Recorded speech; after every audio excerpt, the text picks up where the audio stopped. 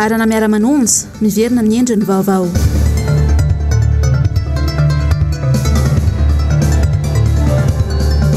Fampianarana ambony ny refotra ny bomba fandatsahan-dranomasy tany Ankatso sy Vontovorona.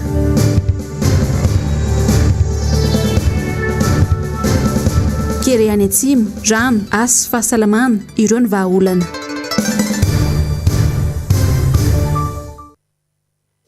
Alatsinainy 5 ny volana Martsa ny taona 2024 herinandro vaovao tonga soa indrainao anatin'izao fotoana ny fampahalalam-baovao ny MBS izao manolotra ny araba ary tomboky lahy sy tomboky vavy manasanao sahady anaraka ny fotoana ny vaovao hatramin'ny farany. Etsika nomboana ny vaovao izao alina izao dia ny pejy ny fampianarana azy hatrany satria dia nidina andalambe ny taky vatsim-pianarana 10 volana miampy fampitaovana ireo mpianatra eny amin'ny université Ankatso ho an'ny androany maraina. Nisy moa ny sakan-dalana tao ambanin'ny fiantsonana ny taxi B 119 antony izany dia noho ny tsy fahazahoan'izy ireo ny vatsim-pianarana fa ihany koa ny fanavakavahana ataon'ny fanjakana. Charmano Menjanahary Manorandre Malala. Tahaka izao nofaingan'ireo mpianatra nanao ny fitakiana vatsim-pianarana 10 volana miampy fampitaovana teny amin'ny université Antananarivo. Tsy nijanona teo amin'ny esplanade ny hetsika fa nirotra namonjy ny arabe ireto mpianatra ary avy hatrany dia nandoro kodiarana nanapaka ny lalana amin'ny université.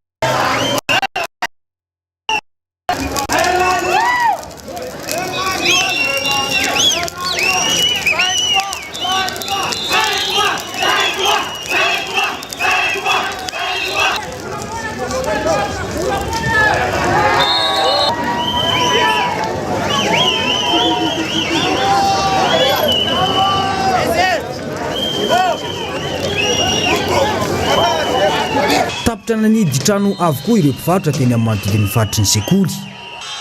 Velona ny hira Madagasikara tany Razanay. Tsotra ny fitakiana hoy izy ireo dia fampitaovana sy vatsim-pianarana nandritra ny 10 volana.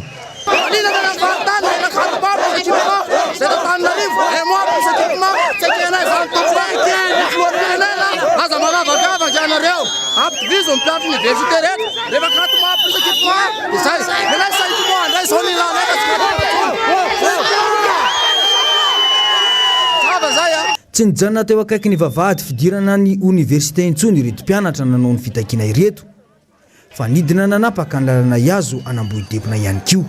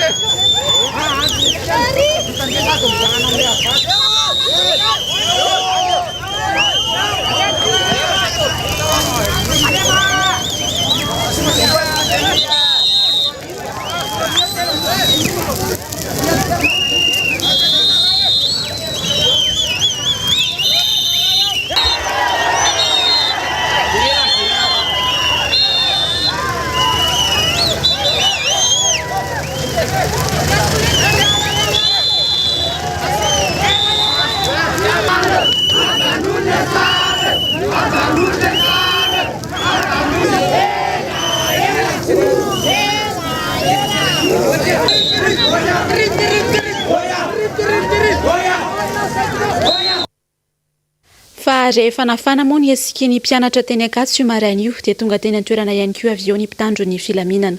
Nisy moa ny naratra vokatry ny fifandonana teo amin'ny rodonta. Mitatitra amintsika ny vaovao hatrany ary Ramano Menjanahary sy Manora Andriamalala. Tokony ho tamin'ny 1 sasany maraina no migadona teny Akatso ny mpitandro ny filaminana. Vao nahita azy ireo ny mpianatra dia niazakazaka namonjy ny faritry ny sekoly. Nanomboka nitoraka ireto mpianatra nanao ny fitokonana sy ny fitakiana. Raha nandefa bomba mandatsa-dranomasy kosa ny mpitandro ny filaminana. Mitady ny fomba rehetra mba ahafahana miditra tao amin'ny faritry ny oniversite reto mpitandro filaminana ireto ary dia tafiditra tokoa. Niemitra namonjy toerana malalaka ny mpianatra tao amin'ny faritry ny sekoly. Toy izao no fanazavana izy ireo. Raha ilaina zah le fidinana an-dalambe dia tsy maintsy midina foana zay raha mbola tsy mahazo valo-mafapo avy any amin'ny fitondrana sy avy any amin'ny ministère satria maninona no eto Antananarivo natao un mois nefany samy mitovy izao ihany samy mpianatra ny université ihany dia izahay efa ny akamaroanay ary efa manitraka semestre pair nefa ny hatramin'izao miboritra anay tsy mivoaka tsisy resaka dia izahay zany izahay fikambanan'ny délégué dia manindry mafy fara mbola tsy mivaly ny fangatahanay 5 mois farafahakeliny 4 mois plus équipement dia mitoy foana ny hetsika anay ary midinao foana zahay. Ndray aman-drenanay efa sahirana amin'ity any ambanivohitra efa keliny alina zany raha ohatra isan-kerinandro mety mahavita anay 3 andro fotsiny zany kapoaka amin'ny vary tsy ahenanareo vary mora tsy tonga aty aminay mpianatra le izy ka noho izany tsy mijanona mihitsy izahay raha tsy mivaly io fangatahanay ary aza asiana zany hoe zay sahirana tsy zay sahirana zany 1 mois 4 mois fa aoka hitovy daholo zay fa na manana ray aman-dreny reo na tsy manana samy sahirana daholo. Matoa zay mianatra aty sahirana fa ny zanakareo dia mba mety hoe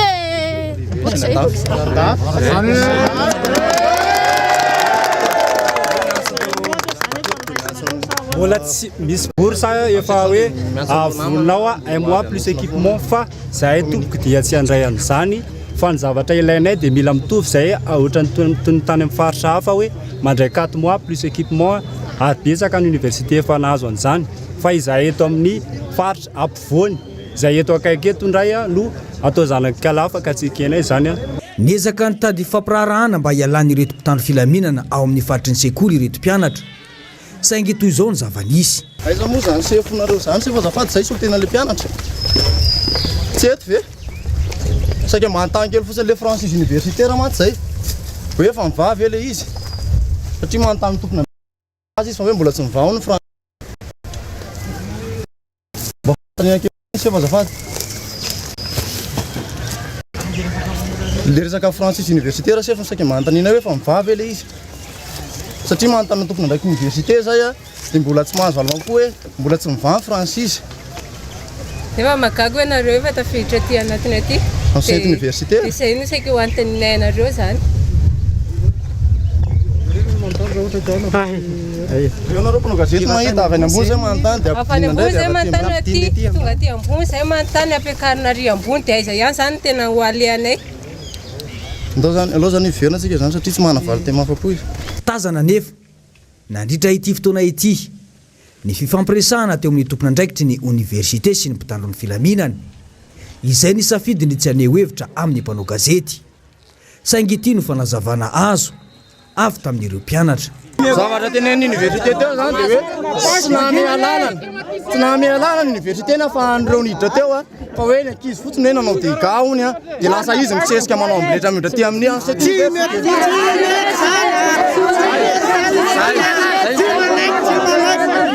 nataonay zany zao dia ireo mpianatra rehetrarehetra dia nandefa lancrimogène mahita ngavana teo tarian'ny centre ambany tary daholo zahay ao ambany eo zahay mitaky zahay mandorokine zay nataonay teo satria maninona maneho ny fahasosoranay sy ny fahadesirany ala elonay zay tonga avy any izy tonga dia mitifitra lancrimogène zay na tonga andreo mitorabaty ny mitorabaty zany rehefa izy no mitoraka bomba dia normal raha namaly leky izy dia zao izy manao ambiletra miditra ao indray fa lalana avy moa zany nefa miditra ty amin'ny ansat université fanitsakitsahana lalàna sady zany olona mpanao lalàna izy. Niezaka nanosika ireto mpitandro filaminana ivoaka ny faritry ny sekoly ny mpianatra. Saingy nanohitra izany ireto mpitandro filaminana ireto. Vokany mpianatra miisa 5 no naratra raha niisa voaray ary efa nentina namonjy etsy amin'ny hasira avokoa. raha toka tsy nisy ny voasambotra. Mitoy ny tolony hoy ireto mpianatra. Tsy mety aminay zany fa ny ilainay bourse 5 mois plus équipement tampianarana efa vita zay tsy mila mois zany tsony rehefa 5 mois zay ny ilainay.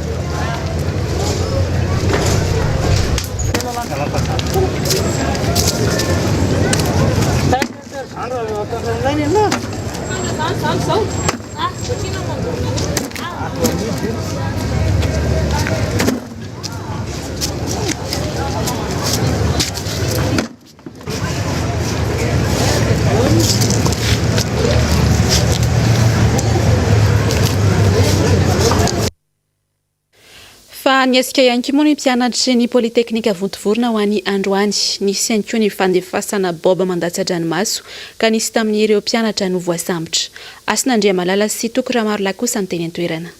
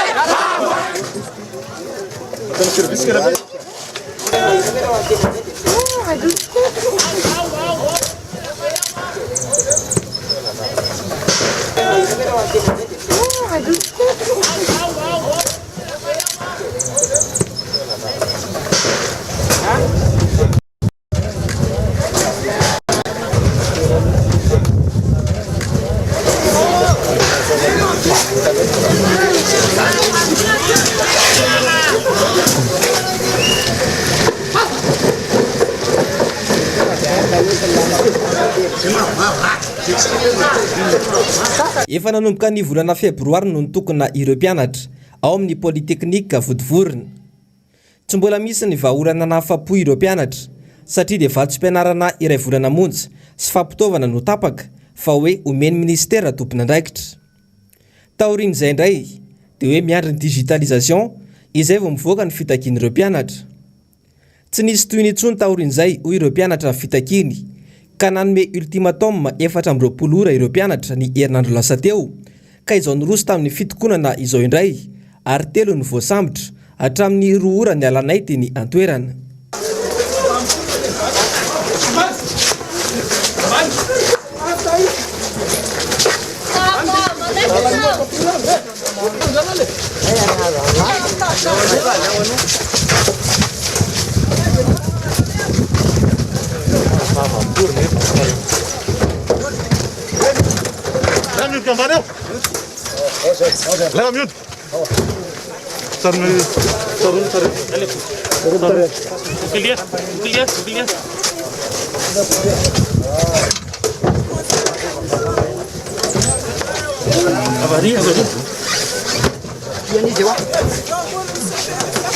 Ireo mpianatra moa dia laza fa manao mizana tsindrinila ny famalina ny etahitan'ny samy mpianatra.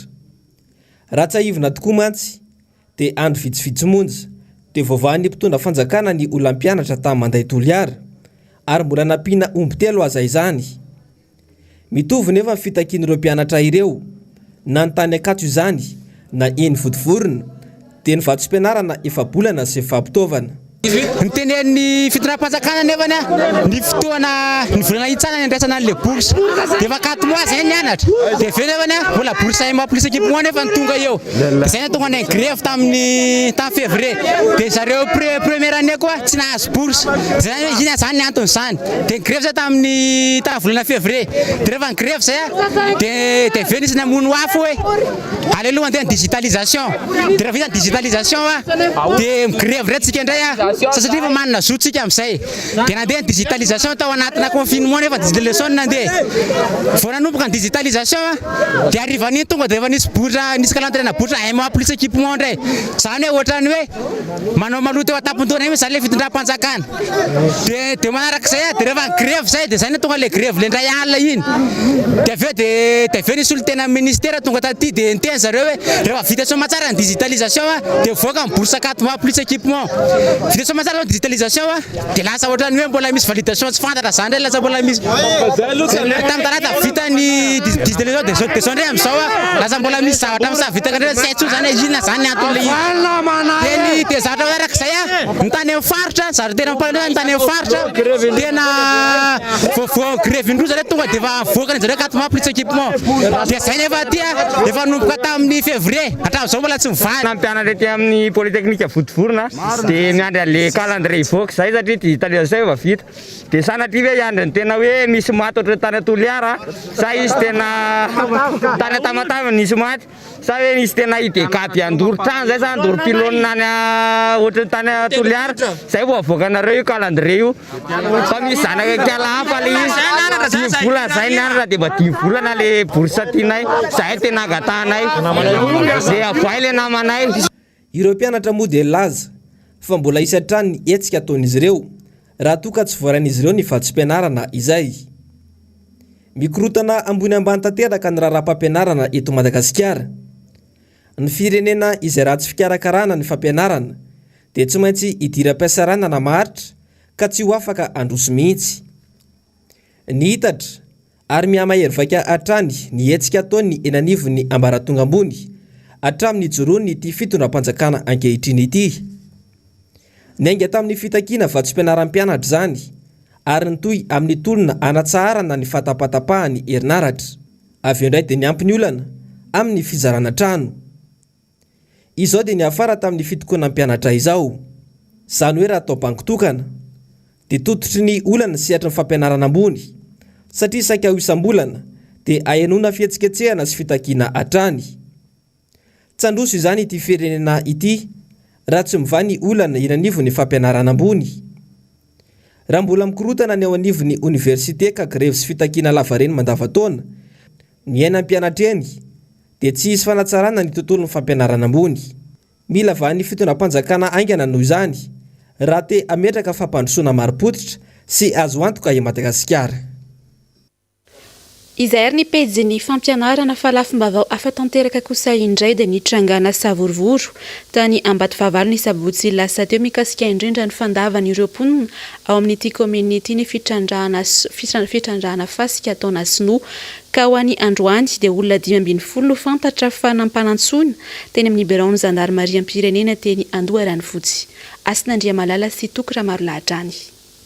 Efa nanomboka tamin'ny taona 2024 no nanomboka nitranga ny olana teo amin'ny mponina sy ny sinoa mitrandraka fasika ao amin'ny fokotany Ankady Vorobe Faravohitra, commune Ambatovavalo. Mahatsapa ireo tompo-tanàna fa sy mba ny tontolo iainana sy ny fambolena ataon'izy ireo noho ny fitrandrahana ataon'ireo sinoa. Ny sabotsy lasa teo dia nisy ny hetsika nataon'ny mponina tany atoerana ka iray no samboriny ny mpitandro filaminana ary ny 520 hafa nampanatsony ny Gendarmerie tetsy Andoharany fotsy androany. Nirohatra nanotrina ireto atao fanadihadiana ireto androany ireo solo tena mponina. Rehefa niandro teo foana zany zay tampoka tamevany ny hémorragie vao ery amin'ny fidinana lavidavitra ery dia efa nanipy lacrymogène na bomba lacrymogène zany le mampandatsatra maso dia tsy hitanay intsony zany fa tonga dia lasa vaky nitsoaka fotsiny ny vahoaka dia nefany rehefa vaky nitsoaka ny vahoaka dia nisy dia efa vaky nitsoaka zany ny vahoaka dia misy anankiray efa teny tanàna ny samboriny efa lasa ho 2 kilometra miaraka amin'ny toerana zany ny tanàna ny gendarme rehetra tany ny savatrano ny gendarme nandaka varavarana na taditady an'izay olona rehetra tany dia izay nahitany an'ilay ankizy tany amin'ilay tanàna zany dia nentiny nakaty dia nataony eo dia rehefa tonga zany ny ariva be tamin'ny omaly dia nisy nanatitra fetsony zahay fa vao antso aty amin'ny gendarme aty Andorano fotsy anaovana fanadiadiana dia izay zany ny fandehan'ilay izy. Renim-pianakaviana iray no naratra no nidaroka nahazo azy araka ny fijoroana vavolombelona nataony ity renim-pianakaviana ity. Nandehanakeny zay dia rehefa nandehanakeny zay dia ninjehany dia lasa nandositra zay dia rery ninjera dia nitakany no niveo dia raha tsy io naratra dia ny zanako ireo ny tena naratra tamin'ny vatako ireo tongotro ny akibeako dia io rantsoko dia ny lohalika raha tsy ny tongotro naratra dia ny zanako dia naleoko zany naratra toy izay ny zanako mbola tsy tany zay satria sabotsy arivariva ilay izy dia ny alahady zay nakety satria mivadika koa no entiny aty tamin'ny sabotsy ie vadika ilay voasambotra. Ny ray aman-dreny lehibe any toerana moa dia miantso ny zanakam-pielezana avy any amin'ny kominio mba hifanolo-tanana malona izao tranga mampalahelo izao. Mijaly zahay ao ny ataondreo sonoro eo nimeranay tsy mety manatona tsy latsaky ny efa imbaly zao nisy zavatra nitranga ohatry zao fa nisy ny mpamiretana nataony indrindra tamin'ny fakomaly le sabotsy iny zava-doza tao tonga ny moregy avy any ambony any sambotra ny vahoaka toroka grenady na mecremogène sahirana mitsy ny olona nanapoka basy tsoka madotra satria no ny hery tsy mitovy koa megavy zay re tompoko fitondrano farany ambony indrindra apio zay indrindrandrindra ro zanam-pielezana ty aminay aty mba apio zay raha izy zanam-pielezana tompo-pasana tompo-trano ho foaty ny tanitsika amin'izao zavatra zao ngamba tsotra dia tsotra ny teniko fa dia zay ihany teniko sotra tompoko. Raha araka ny vaovao voaray androany ariva moa dia nalefa nody avokoa ireo olona voantso sy voatana tery amin'ny zandary androany ariva. Fa hatramin'izao ihany koa dia mbola tsy voavaha mihitsy ny olona Madagasikara mahakasika indrindra ny tsy fanjarian-tsakafo saika manerana ny nosy mihitsy io fa indrindra ny olana Ikere any Atsimo. Vahaolana 3 no mahavaha izany hoy ny teo anivona vovonana iray misehatra amin'ny ady amin'ny tsy fanjarian-tsakafo. Namidintsovelo sitraka Andra Rakotomalala. 270 isanjaton'ny zaza malagasy latsaky ny 5 taona dia hiarany tsy fanjarian-tsakafo avokoa araka ny tatitra voaray ny taona 2024. Raha ny tatitra navoaka ny vovonana miady amin'ny tsy fanjarian-tsakafo na ny hina tamin'ny 4 Martsa araka amin'ny 2024 teo dia zaza latsaky ny 5 taona miisa 4,000 isam-bolana no tsy maintsy raisina an-tanana manoloana izay tsy fanjarian-tsakafo izay. Ahina mafy koa ny mbola hiakarany tahatoato raha toka miagoragora ny fandraisan'ny fanjakana tanana ireo hiaran'ny tsy fanjarian-tsakafo ka hanaovan'ny vovonana hina antsoavo amin'izao fotoana izao. Ao ny resaka ataontsika hoe rano fa raha tsika raha mifaritra atsimo dia tena mijata teraka amin'ny lafin'ny rano. Inona no tokony atao na rano fisotro izany na rano toasany izany na rano ampiasaina amin'ny isan-karazany izany na amin'ny fambolena sy ny sisa dia tokony jerevana izany. Ny resaka lahany ihany koa dia tsika izay manao ny hoe fahaletany faritra atsimo dia tsika hoe masamazana ihany le mandeha makany na ny famoahana ny vokatra izany na ny fivezivezen'ny olona dia fantatsika ihany koa fa rehefa tsy misy ny asa ho an'ny tanora ho an'ny olona dia ireny le miteraka tsy fandriampahalemana. Tsy maintsy tokony apelaka tsara koa ny resaka hoe ahoana amin'ny lafin'ny fijerevana ny fahasalaman'ny mponina mipelaka tsara daholo ve izay mba tonga aloha tsy sahirana hoe raha marary izy aty lavitra be ary ohatra dia andeha monjy ary amin'ny raha 5 kilometra izany vao ahita vahaolona mikasika an'izay. Mitarazoka ny fiatrehana ny kere mihezinezina nefa ny kabary sy ny fanambarana ataon'ny fanjakana manoloana ny fanomezan-tanana ireo hiaran'ny kere any Atsimo ho hiatrany ny fanazavana. Jerentsika ny fanambarana nataon'ny fanjakana tamin'ny 15 Marsa sy vietsy ny olona mbola mila fanampiana maika ara-tsakafo. Hatreto anefa mbola tsy tena mazava hoe inona moa zany no paikady tena apetraka ahafana mandray an-tanana an'izay. Raha lazaina zao ao anatin'ny fizarana tokony atao hoe ny tokantrano anankiray mila mahazo vary 5 kilao, mahazo menaka 2 litatra, mahazo voamaina 2 kilao. Rehefa tena midina ny toerana ianao miena any amin'ny atsasany na pahefany mihitsy izay zavatra izay, ary misy fiantraikany be dia be any amin'ilay hoe fiahina ara-tsakafon'ny olona izany. Mbola olana goavana mifandray amikere ihany koa ny fitsoahan'ireo mponina any atsimo mandeha mifindra amina toerana afaka mahatratra 3 amin'izao ireo tsy manana toeram-ponenana raikitra ary mbola hanaovana antsoavo amin'ny fitondram-panjakana mahefatrany raha ny faneho-kevitra voaray. Ny 5 ny volana Martsa toy izao no andro natokana ho an'ny mpiaro ny zon'ny mpanjifa.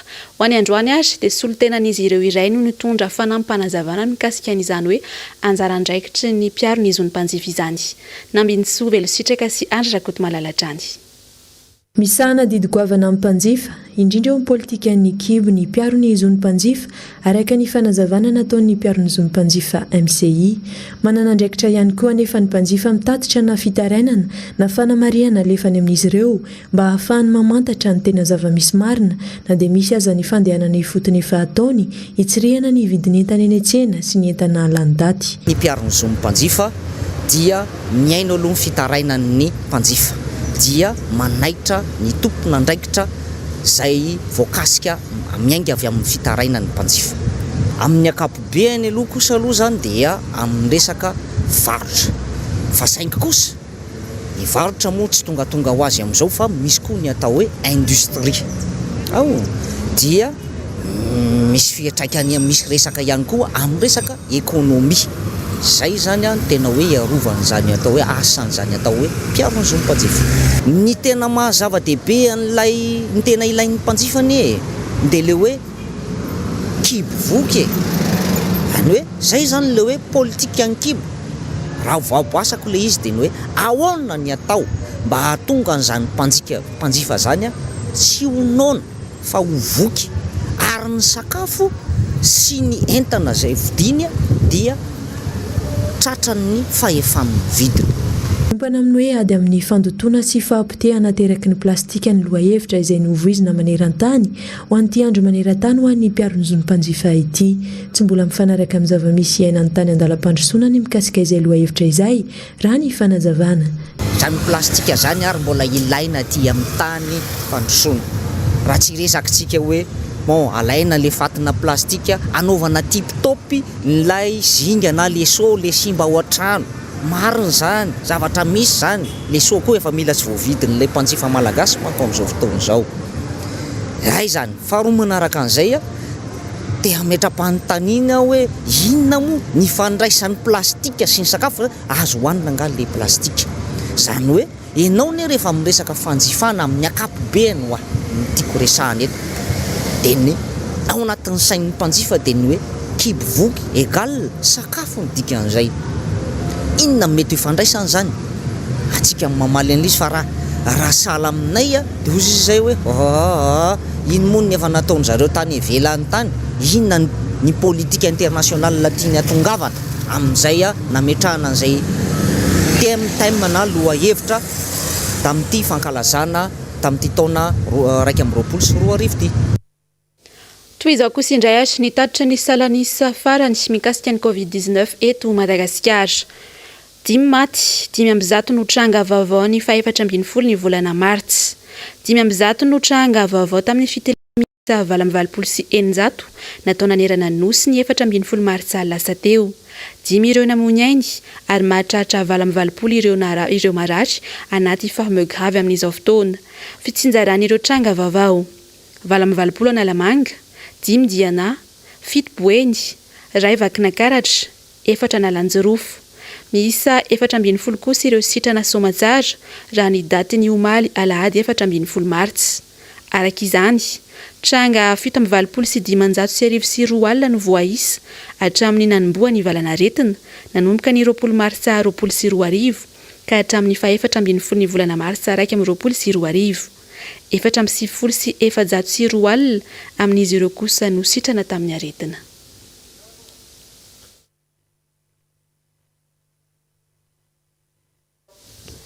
Eo amin'ny vavony maresaka iraisam-pirenena kosa indray ary dia mandalo fotoan-tsarotra ny antoko-tarian'ny chancelière allemande Angela Merkel satria dia nisedra faharesena tamin'ny fifidianana isa-paritra roa lehibe ny alahady teo noho ny tsy famalina ireo fanontaniana manodidina ny valanaretina covid-19 sy ny raharaha fanodikodiana-mbola no antony faharesena raha nambarany ireo mpamakafaka ara-politika. Fanadiadiny eo amin'ny rindran'ny sary ny Mathieu Prince.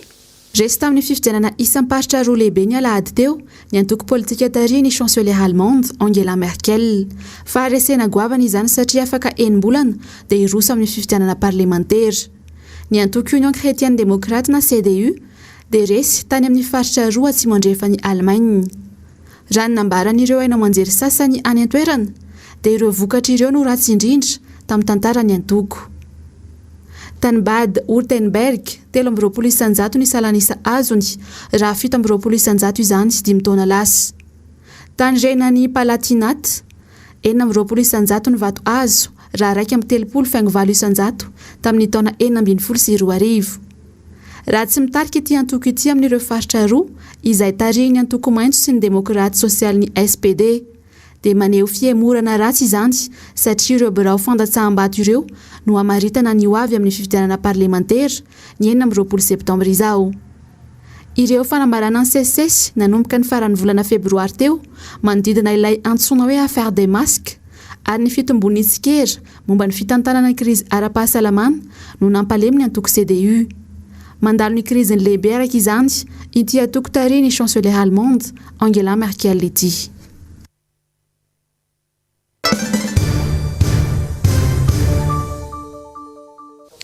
Araka izany dia hita ao anatin'ny pejy ny politika isika manomboka eto. Raha nahato tao anatin'ny andro vitsivitsy ny miara-manonja no ny antony samihafa dia niveriny indray ny fandaharana ho an'ny androany. Miroso amin'ny fanatsarana ny miara-manonja ka anana endrika amin'ny fisokafana kokoa ny fandaharana. Toy izao indrindra ny fanadihadiana eo amin'ny rindran'ny sary ny Mathieu Prince atrany. Nanomboka ny alakamisy lasa teo dia nangina ny fandaharana miara-manonja tamin'ny onjam-peo maro teto Andrenivohitra sy ireo tambazotra sosialy mahazatra.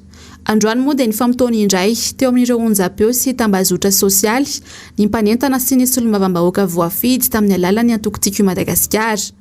Nisy ny fanatsarana natao tamin'ny fandaharana satria dia hiova endrika ny miara-manonja. Anana endrika amin'ny fisokafana kokoa ny fandaharana manomboka raha ampitso talata.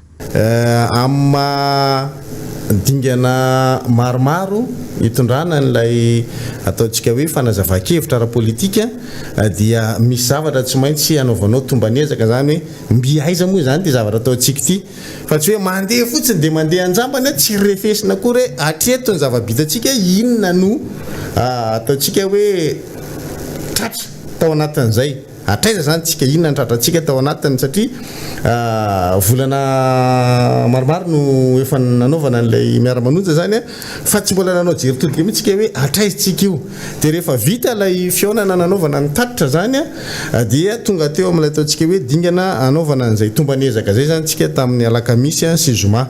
Niezaka nanazava tamin'ny mpiainontsika zany ny alohan'izay hoe misy fitohizan'ilay zavatra natao hatramin'izay dia miova ao anatiny atao hoe tractation zany hoe misy fifampiresahana amina vondrona hafa ivelan'ilay solombavambahoaka sy lay fanoherana nahazatra zany satria rehefa niakatra be ilay fandarana miara-manonja dia be da be no nivoaka tamin'ny fahanginany. Zay zany zavatra aki zay tao anatin'ilay hoe zay tanjona anankiray tratra zany tao anatin'ilay hoe nanaovana ny miara-manonja zany. Tsy voatery ho ny solombavambahoaka no miteny vao miaino nareo fa afaka miaino foana na iza satria zay lay fisokafan'ilay miara-manonja zay misokatra amin'ny antitererentsika rehefa natsidika zay tamin'ny voalohan'ny herinandro lasa teo zany taorian'ilay teny amagro tanjobata dia nametraka tsika hoe isokatra ty zavatra ty isokatra amin'ny antité marobe zahay dia efa nisy zay dinika zay efa natao zay dingan'izay ary mbola isy fotoana ary hoe hovorina anatin'ny trano mihitsy reo antité samy hafa reo ivelan'le fanoherana tena le olona mbola tsy nandray anjara mihitsy natao ty hoe mpanora RMDM fa misy olona hafa any be da be ary tena tsara sitrapony ty firenentsika ty vonona ifanometanana anatsarana ny tena firenena mikatso angena raha-pirenena amin'izao fotoana izao hoe kenda ny fitondram-panjakana. Isokatra ho an-drehetra araka izany ny fandaharana izany hoe na ireo hery-velona rehetra na mpianatra na sindikary ny maro hafa. Sikaritra izao fa miamiakatra ny maripany eo amin'ny tontolo politika. Azo antoka aloha fa ahafana ny ady hevitra eo amin'ny depute mpanohitra sy ireo mpanohana ny fitondrana amin'ny fivoriana tsy ara-potoana eny amin'ny antenimieram-pirenena manomboka ny 7 Martsa izao. Fa tao anatin'ny fandaharana miara-manonja ho an'ny androany hatrany dia nilaza mombamomba ny raratany Ambatovavalo nisy olom-bavam-bahoaka voafity tao amin'ny distrika Antsimondrando Alatsinainy miantso ny mpitondra fanjakana ny tenany hijery akaiky sy mahafarany izay aingana ity olana maharary ny vahoaka any Ambatovavalo ity. Roa volana izay mantsy no lasa tsy nisy fandraisana andraikitry ny mpitondra fanjakana ho iatrany nisy olom-bavam-bahoaka Alatsinainy. Toy izao indrindra ary ny fanazavany momba izay. Arak'izay zavatra misy zay dia nisy vanim-potoana nidina tany toerana ny tenako ny fampiresaka tamin'ny tompona andraikitra sy ireo vahoaka izay nanao ny fihetsiketsehana. Niaraka nijery ny vahaolana ary naroso sy natsangana ny atao hoe komity manokana manandinika an'izany raha zany mba hisy hevitra imbonana na ho an'ny mpitatana ny toerana izay tarihan'ny ben'ny tanàna sy ireo vahoaka izay mitsipaka an'ity tetikasa ity. Nandeha nefa zany taty aoriana dia nisy ny atao hoe tsy fitovik-hevitra tamin'ny vahoaka sy ny mpitatana ary mitondra an'izany tety anivon'ny tompona andraikitra samihafa ireo vahoaka ireo. Amiko manokana dia ny vitsy mikitra andrery fa misy ny zavatra izay maharary ny vahoaka mahatonga azy maneho an'izay taraina sy hetsika izay hitantsika eny toerana izay. Koa ny zavatra nitranga tao anatin'ny andro vitsivitsy zay no tiako hitondrana tatitra ho amintsika vahoaka ihany koa izay manodidina ny faritra Ambatovavalo iny sy ny manodidina. Araky ny vaovao voaray dia nisy ny hetsika izay nataon'ny mponina tsy fankasitrahana zany ny fahakana ny fasika tamin'ny asabotsy lasa teo. Tonga teny toerana ny mpitandro filaminana ary nisy ny fandefasana ny bomba mandata-dranomaso ary koa ny fisamborana ana olona izay nanao fihetsiketsehana teny toerana. Ary ny omaly alahady dia nisy ny taratasy fiantsoana ho ana olona maro izay manodidina ny 5 eo vao antso eny amin'ny tobon'ny gendarmerie pirenena eny Andoranofotsy androany maraina. Eo zany no tiako ametrahana ny hoe rehefa nitondra an'izay tarainany vahoaka zany zay teto amin'ny fandarana miara-manonja efa 4 volana lasa zay dia toa mitazapotsiny ny fahefana mpanatanteraka mahakasika ny famahana nyity olana ity. Ny fanontaniana dia ny hoe sanatry ny vava ve re tompoko hitondra ho tonga any amin'ny fisamborana na fanagadrana na fampitehan-javatra izay isika vao andray an'izany andraikitra mifanandrify amin'ny fandaminana io raha io satria matory olona reo mbola samy joro amin'izao fotoana izao fa mety hiteraka fahasimbana amin'ny sehampamokarana izay misy any aminy ny fitrandrahana izay misy eo toerana dia amatonany maro ireo ny tatsaha teo ka afaka mahita sy mandinika tsara an'izay mety ho fiatraika an'izany fitrandrahana izany. Eto zany dia miantso an'ireo tompona andraikitra samihafa eo anivo fitondram-panjakana eny fa ny anivon'ny ministera ny fambolena na ny ministera ny tontolo iainana mba hijery vahaolana farak'izay aingana ho an'ny faritra Ambatovavalo io satria lasa miteraka disadisa ara-piarahamonina eny anivon'ny fiarahamonina izay fitrandrahana eny toerana izay.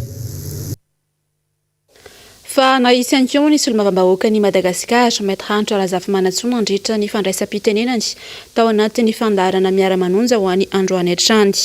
Mitoy io izy hatrany ny fandaharana miara-manonja ary mitoy ihany koa ny tolona fa tsy maintsy misy ny fandaminana sy ny paikady. Raha manomenjanahary manora indray malala no mamintana amintsika an'izay. Maro no nametra-panontaniana no tsy fisin'ny fandaharana miara-manonja nandritra ny roa andro ny aton'izay. Fotoana nahafahana nandamina sy nametraka paikady fa tsy mandeha lalandririna fotsiny hoy ny solom-bavam-bahoaka antra Razafy Manantsoa androany. No tsy piany ihany koa fa fotoana nahafahana nanavaka ny vary sy ny tsiparivary iny fiatoana iny. Nambarany ihany koa fa tsy ny mpanohana ny miara-manonja ihany no miaino izany fandaharana izany fa na hatramin'ny fitondram-panjakana aza any kavery ny mpitondra amin'ny tokony lalana izorany ho iantrany ny fanazavana. Ny fandarana miara-manonja sy ny tolona dia mitohy hatrany hatrany ary mafy kokoa.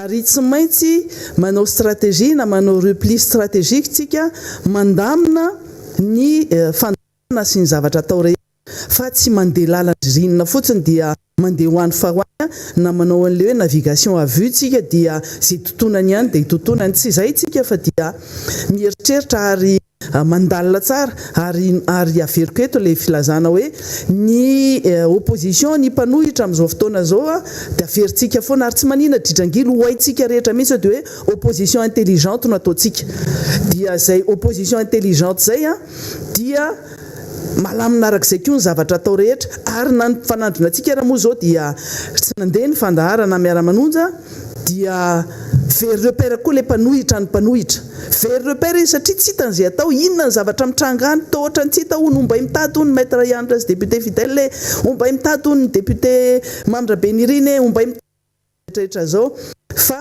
tao anatin'izay ihany koa dia nisy ny aia tanty amintsika namana moa zany dia nisy aia maro be fa misy inona fa inona be dia be le point d'interrogation efa voavaly le izy teo fa ho an'ny mpanohitra koa ho an'le mpitondra fanjakana zatra manaraka an'ity fandarantsika ity dia io no atao repère sy amalina ny zavatra atao na angalana décision any koa zay ho atao dia very repère izy any ka lasa manontanytany na namana tsy tokony anontaniana raha lasa anontaniana moa zany tsy ahivina trany fa ny miara-manonja amin'ny endriny vaovao no arahina manomboka rampitso talata amin'ireo onjam-peo sy ireo tambajotra sosialy samihafa. Dia izay ary tomboky lahy sy tomboky vavy no manakatona ny fotoana ny fampahalalam-baovao MBS tamin'izao alina izao mankasitraka anao ary nanaraka izany hatramin'ny farany ny tenako dia manome fotoana anao amin'ny rampitso indray veloma tompoko.